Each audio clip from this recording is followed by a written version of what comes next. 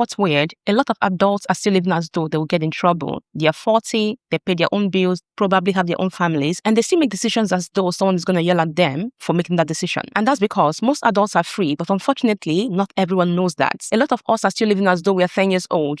Physically, you're an adult, but psychologically, you live like a child. We live as though we still need permission to live. That is permission to rest, permission to have fun, permission to take up space, permission to spend your own money, permission to spend your time the way you want, permission to live life the way you want. And the reason for this is very simple. Your childhood does not disappear simply because you're now grown. Many of the fears, beliefs, and habits that controlled your life as a child somehow followed you into adulthood. I'm going to prove this to you. Let's do a little experiment. Go on right now and turn on the television. Don't watch it. Just put it on and go about your day. Just let it play in the background. If that makes you uncomfortable, guilty, anxious, or as though you're wasting time and money, this video is for you. Maybe you grew up in a house that treated watching TV as though it's a crime. And every time you turned it on, someone complained that you were wasting your life or you were wasting the electricity or the bills and all. And now you're 35, you have your own apartment, you pay your own bills, but somehow you still feel guilty every time you watch the television. And that's not because watching a TV is wrong. It's because your nervous system feels that you're going to get in trouble for doing that. It's all in your nervous system. And maybe that's not your case. Perhaps yours is, anytime you left the house, your parents warned you that there is danger in the streets. For some parents, whenever you want to hang out with your friends, that's when they remember that someone got murdered, someone got kidnapped, someone got raped and all.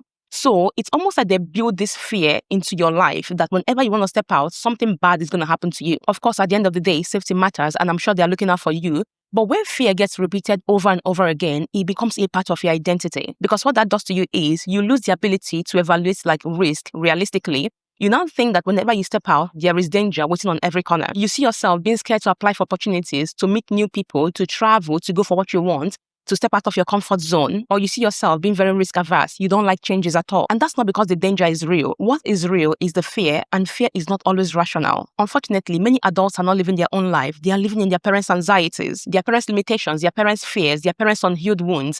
And here's the painful part. Once you're an adult, healing becomes your own responsibility. It is not up to you to undo the wounds or the fears that your parents imposed on you. In order to set yourself free, one of the things I recommend you do is something I call active rebellion. At the end of the day, even though it's called rebellion, it's not rebellion at all. It's you simply living your life. It's simply you proving to your nervous system that nothing is going to go wrong. You are free to live your own life. Think of it as you collecting evidence that the old rules no longer applies to you. You are proving to your nervous system that you're free to live your own life and no one is going to call your parents or send you to detention. If you grew up in a home where you were constantly criticized for resting, you now have to make deliberate efforts to start resting now that you're an adult. If you were shamed as a child for needing money to spend on yourself and all, now that you're an adult, you need to start taking out time to get money and spend on yourself deliberately and actually take out the time to enjoy it. If your parents are the type that force you to be invisible, now that you're an adult, you have to take out time to start interacting with people, get comfortable with people knowing you, and if possible, start putting videos out there. Learn to speak up in meetings, learn to share your opinions. When you're hanging out with people and you have an opinion that is contrary to what they think, feel free to say it out. In my opinion, healing should be less of therapy and more of practice. I have nothing against therapy. I just feel like if people rebelled more, they would need less therapy. For instance, if you have a fear of taking up space, you won't heal that fear by going to therapy for 10 years or talking about it all the time. You heal that fear by actually taking up space. If you have this fear of being judged by people, you don't heal that fear by waiting until you become fearless. You actually heal that by doing the things you want to do and letting people judge you, and then you see that the world keeps spinning, nothing changed. And when it comes to making mistakes, some people will avoid doing everything completely rather than make a mistake. But the way to heal that wound is by doing that thing, making a mistake and seeing that the world did not stop because you made a mistake. This is one of the best things you can do for yourself as an adult, is realizing no one is coming to punish you anymore. The authority figures that once controlled your life are no longer in charge. And yet you see many people still enforcing those rules on themselves every single day. They become their own critic. They become their own prison guard. It's as though someone locked you in a prison and gave you the keys. So now you're the prisoner and also the prison guard. Does that make sense? Another reason why most people struggle to heal themselves is that they believe that healing means that they have to become a different person, whereas healing actually means that you become the person you should be if fear wasn't controlling your life. So the next time you feel guilty for resting, for spending money on yourself, for wanting something new, for saying no, ask yourself, am I responding to my current reality, or am I responding to the rules that were created or enforced on me as a child? Because quite frankly, you're an adult now and you can't get in trouble. And you actually start enjoying your life as an adult and living up to your full potential when you stop asking for permission to live it. There's another tragic thing that I see in some adults. Most adults never actually develop their own sense of trust or judgment. When it comes to judgment, as a child, that makes sense that you need guidance. But as an adult, a time comes when you have to transition from being a child to being an adult. Once adulthood arrives, you have to transition from being guided to guiding yourself. One of the biggest signs that you're still operating from a child's mindset is you find it hard or incapable of making your own decisions without consulting other people first. You want to change your job, you call your parents. You want to change your career, you call your parents. You want to start a business, you call your parents. Everything you want to do, you feel as though you need to inform your parents first and seek their permission before you can do that. You want to date someone, you call your parents. You want to break up with them, you call your parents. Every single thing you want to do, you call your parents. And mind you, calling for advice is not a problem. Wisdom is healthy. It's fine to seek wisdom from people that know better than you. The problem is you believe that someone else's opinion automatically matters more than your own. Some adults are so disconnected from their own judgment that they treat their parents' approval of something as a requirement rather than a preference. If this is you, I want you to know that you're not seeking for advice, you are seeking for permission. You might want to frame it as though you need their advice on something, but truly what it is you need their permission in order to do that thing. And sometimes this dynamic continues because the parents encourage it. Not always malicious, by the way. Sometimes they genuinely worry about you and they want to help you with every decision. And all the time, it makes them feel like, they are needed. And of course, let's admit this, sometimes your parents are uncomfortable watching you become independent. Absolutely. Some parents will actually discourage independence because dependence gives them control over you. A child that needs your approval for everything is easier to control or influence compared to an adult who, trust their own judgments. And the tragedy is, a lot of people in their 20s, their 30s, their 40s, their 50s still actually live as though they have this authority figure over their life. I have seen people who are very successful, they have businesses, they own their own home, they even have children, but somehow still feel like they need to get their parents' approval for major decisions. At some point in adulthood, you have to make that difficult transition where you stop asking yourself, what do my parents want? And start asking yourself, what kind of life do I want to live? Mind you, I'm not in any way encouraging you to disrespect your parents. I'm just saying that you have to accept that their job was to raise you, not to live your life for you. Now, let's go back to what I mentioned earlier, active rebellion. One thing people need to know about healing is that knowledge alone will not heal your nervous system. Your nervous system knows you're an adult. It knows that your parents are wrong. It knows that you are safe, but somehow you're still terrified. And that's because your nervous system does not respond to logic, it responds to patterns. And mind you, a pattern has already been established. So in order to heal, we need to undo that pattern. Imagine a child who gets criticized every time they make a mistake.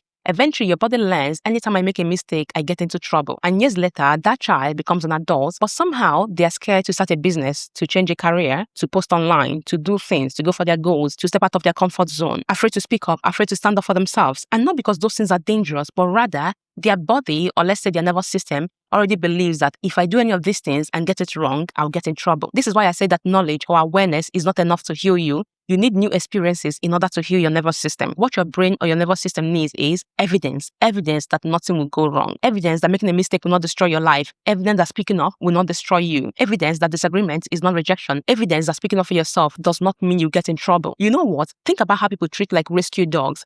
When you find a rescue dog, you don't do a PowerPoint presentation proving that, I am not like your bad owner or your previous owner. I'm a better person. You don't sit it down and start explaining statistics to it. What do? You patiently expose that rescue dog to new experiences, and eventually it will figure out that, all right, it seems that the old is gone and the new is better. So a dog that used to be frightened when you pet it, over time will realize okay, this is not like my previous owner who abused me. This one is way better. So you heal that dog by exposing it to new experiences. Humans are not much different. Just like that dog, your own brain also learns by experience, not by lecturing yourself or even saying words of affirmation. That's not how you heal yourself. You heal yourself by experiences. If you were taught that resting means that you're lazy, I want you to try resting and notice what happens. Nothing. Absolutely nothing. So now your body knows that you're free to rest whenever you get tired. If you were thought that spending money on yourself means that you're selfish and self-centered, start spending money on yourself and see what happens. Nothing. Absolutely nothing will happen. And if you're told that having an opinion or speaking up for yourself will make people not to like you, learn to speak up for yourself and notice what will happen. People will move on eventually. And that's just how life works. Every time you survive any of these experiences, that old fear will lose the grip it has over your life. And eventually, before you know what, your body will catch up with the very thing that your mind already knows. You are an adult and you are safe. You're not a child anymore. You're not powerless. You're not trapped. You're actually an adult who can live life on your own terms. And the good thing is, nobody is waiting around the corner to punish you for living your own life. Now that you understand what you need to do, how does this look like in real life? I'll give you multiple examples. And then you see where you fall and how to go about healing yourself. The first archetype are the people who feel guilty for spending money on themselves. Unfortunately, some parents groom their children into believing that you owe them your life for bringing you into the world. Or it could be that you grew up with parents that struggled financially and so you grew up very frugal. Or you grew up with parents who believe that money should only be spent on bills and then savings and any other thing is a waste. And now you're grown, you have a job, you make your own money, but somehow you still feel guilty for spending money on yourself. You can't seem to understand why you have this poverty mentality that even when there is money, you still feel like you're poor or you still need to save and be very frugal. Also, if you're the type that find it easier to spend money on other people than on yourself, you fall into this category. And then if you see yourself always spending money on your family or your parents because you feel sorry for them, at the expense of you having any savings or even like having any investments, you fall under this category too. I know of colleagues who grew up poor, but now they're nurses, they make very good money, but somehow every money they make goes back home. These are the people who pick up every single extra shift. They work 7 days a week, but somehow their life does not reflect the amount of money that they're making, because they feel like they owe other people their life. They don't wear good clothes, they don't wear good shoes, they don't even rest, they live in crappy apartments. The quality of life is nothing to write home about, but yet they make good money, but all that money goes back home to their parents or to their families. The truth is, these people are reliving their childhood traumas without even knowing it. You grew up poor and somehow you still find yourself keeping yourself poor even when you're rich. The next archetype are adults who hide their success because they were taught not to show off. If as a child, the adults around you made you to shrink yourself in order to be loved, it is very much likely that you're going to become an adult who does not know how to celebrate yourself or your own achievements. You are more likely to minimize your own success in order to avoid misinterpretation. For example, I know this girl who worked hard for so many years in order to buy her dream car. It was a Mercedes-Benz. And then when she bought it, she treated it as a matter of fact, like as though it was nothing. And I remember that years later, she was recounting that experience and she said that, she was so overjoyed, but then she felt like she had to minimize her joy in order to make people feel comfortable around her. Almost as though she needs to dim her own light so people don't think that she's bragging. But who is going to misinterpret you buying your own dream car as you bragging? It's called a dream car for a reason. I'll brag all I want if I buy mine. Imagine working so hard to achieve a dream and then you can't even show your joy or excitement because you're trying to manage other people's emotions. Could never be me. You see this in the workplace as well. People who have achieved so much and yet somehow minimize their accomplishments. And then, guess who gets the accolades and the promotion?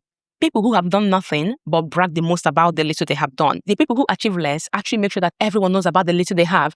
And yet the people who achieve much always try to minimize the much they have done. The next archetype are adults who panic when an authority figure sends an email or a call. Some adults will literally shake in their boots if they get an email or a call from their boss or their supervisor. They don't know why you're calling, they don't know the contents of the mail, but yet they're so sure they're already in trouble. For some adults, the adult equivalence of being called into the principal's office as a child is being called by your boss to their office. How do you convince your brain that this fear is not real? You have to always remember that a huge dynamic, a power dynamic existed between you and the principal. You were the child and they're an adult. It's not actually the same with your boss, even though a power dynamic actually still exists. You have to remember that you're an adult, just like your boss. Your relationship with your boss borders on work alone, and any day you can choose to leave that job and nothing will happen. So the only power they have over you is because you work for them. They don't have any power over your life. The third archetype is adults who apologize excessively. No one is going to hit you or starve you for making a mistake. You don't have to earn love by being perfect. Some adults make a mistake and then they apologize like it's the end of the world. They spill a drink and they apologize as though they murdered someone. I'm not saying become rude or arrogant. All I'm saying is when you make a mistake, always have at the back of your mind that everyone makes a mistake and this is a mistake, not deliberate. So you don't need to apologize as though you are trying to earn their love back or prove to them that you're not stupid. Like a simple sorry will do sometimes, honestly. And the funny thing is, people like this are very accommodating when other people make a mistake, but somehow you hold yourself to unrealistic standards. I don't think that's fair. The next archetype are adults who cannot relax without being productive. You see the things that most adults or even our parents brag about, things like, having 2 jobs, sleeping only 5 hours at night, never resting. That's actually a trauma response. They believe they matter or they are lovable only when they are being useful. The one thing about it is you will never catch me bragging about not resting. I like to rest. I like to sleep. I will literally cancel appointments just to stay home and rest. I don't think I'm only useful when I'm doing something for people or when they're gaining from me. I think I'm useful whether you're gaining from me or not. I can go on and on when it comes to these examples or these archetypes. People who don't like traveling, people who don't step out of their comfort zone, people who are scared of meeting new people. It goes on and on when it comes to people that live life based on the fears that was put on them by adults. The cure for these irrational rules that you see yourself abiding by is to simply break them. When I talk about breaking rules, I have to point out that I'm not referring to harmful rule breaking, because there is such thing as harmful rule breaking. Let's say, for instance, someone that grew up with conservative parents will think that this is the time to start sleeping around with everybody. To me, that is harmful rule breaking because you are causing harm to yourself, not even to your parents. Anything can happen to you sleeping around with random strangers or going to their homes when you meet them online and all. So for me, that would be a harmful rule breaking, and that's not what I'm talking about. What I'm talking about is breaking the fake rules. That is, speak up for yourself, share your opinions, travel, wear that outfit, do the things you want to do without the fear of, whatever fear they have imposed on you. When you go to a restaurant or a dessert, when people ask for your opinion or for something, learn to say no without explaining yourself. That's what I'm talking about. Those are fake rules that you don't have to abide by. With that said, I'm interested in hearing your experience of how you've seen other adults act as though they'll get in trouble. Or it could even be you. So have you ever seen an adult act as though they will get in trouble for doing something that they have the right to do? And with that said, thanks for watching. Don't forget to like, share, subscribe, hype, comment, and all that. And I will see you guys in my next one. And I hope you found this useful. Bye.